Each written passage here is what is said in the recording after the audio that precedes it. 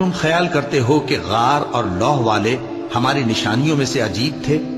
جب وہ نوجوان غار میں جا رہے تو کہنے لگے کہ اے ہمارے پروردگار، ہم پر اپنے ہاں سے رحمت نازل فرما اور ہمارے کام میں درستی کے سامان مہیا کر۔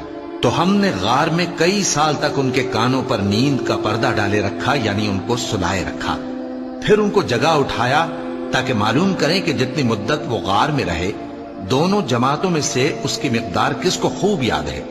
ہم ان کے حالات تم سے صحیح صحیح بیان کرتے ہیں۔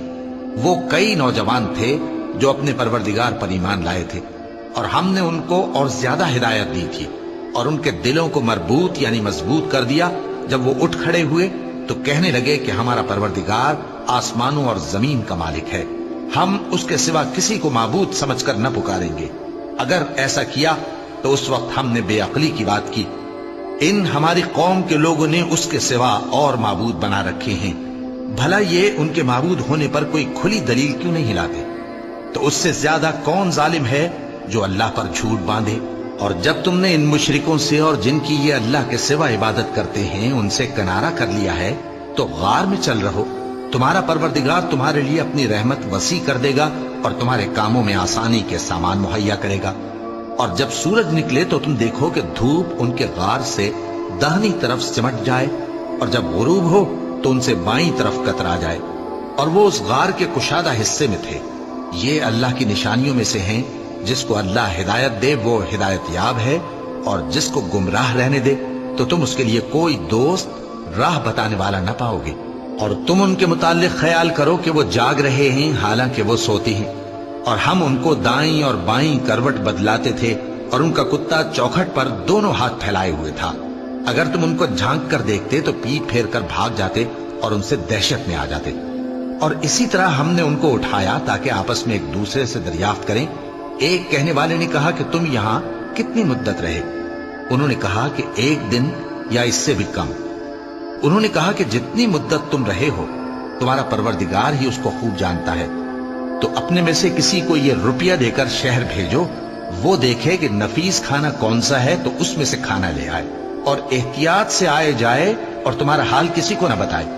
اگر وہ تم پر دسترس پا لیں گے تو تمہیں سنسار کر دیں گے یا پھر اپنے مذہب میں داخل کر لیں گے، اور اس وقت تم کبھی فلاح نہیں پاؤ گے۔ اور اسی طرح ہم نے لوگوں کو ان کے حال سے خبردار کر دیا تاکہ وہ جانیں کہ اللہ کا وعدہ سچا ہے، اور یہ کہ قیامت جس کا وعدہ کیا جاتا ہے اس میں کچھ شک نہیں۔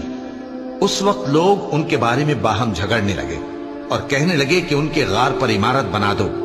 ان کا پروردگار ان کے حال سے خوب واقف ہے۔ جو لوگ ان کے معاملے میں غلبہ رکھتے تھے وہ کہنے لگے کہ ہم ان کے غار پر مسجد بنائیں گے۔ بعض لوگ اٹکل پچو کہیں گے کہ وہ 3 تھے اور چوتھا ان کا کتا تھا، اور بعض کہیں گے کہ وہ 5 تھے اور چھٹا ان کا کتا تھا، اور بعض کہیں گے کہ وہ 7 تھے اور 8واں ان کا کتا تھا۔ کہہ دو کہ میرا پروردگار ہی ان کے شمار سے خوب واقف ہے، ان کو جانتے بھی ہیں تو تھوڑے ہی لوگ جانتے ہیں۔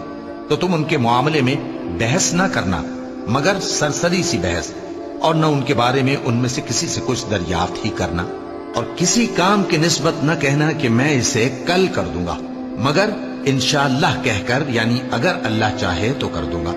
اور جب اللہ کا نام لینا بھول جاؤ تو یاد آنے پر لے لو، اور کہہ دو کہ امید ہے کہ میرا پروردگار مجھے اس سے بھی زیادہ ہدایت کی باتیں بتائے۔ اور اصحاب کہف اپنے غار میں 9 پر 300 سال رہے۔ کہہ دو کہ جتنی مدت وہ رہے اسے اللہ ہی خوب جانتا ہے، اسی کو آسمانوں اور زمین کی پوشیدہ باتیں معلوم ہیں، وہ کیا خوب دیکھنے والا اور کیا خوب سننے والا ہے۔ اس کے سوا ان کا کوئی کارساز نہیں، اور نہ وہ اپنے حکم میں کسی کو شریک کرتا ہے۔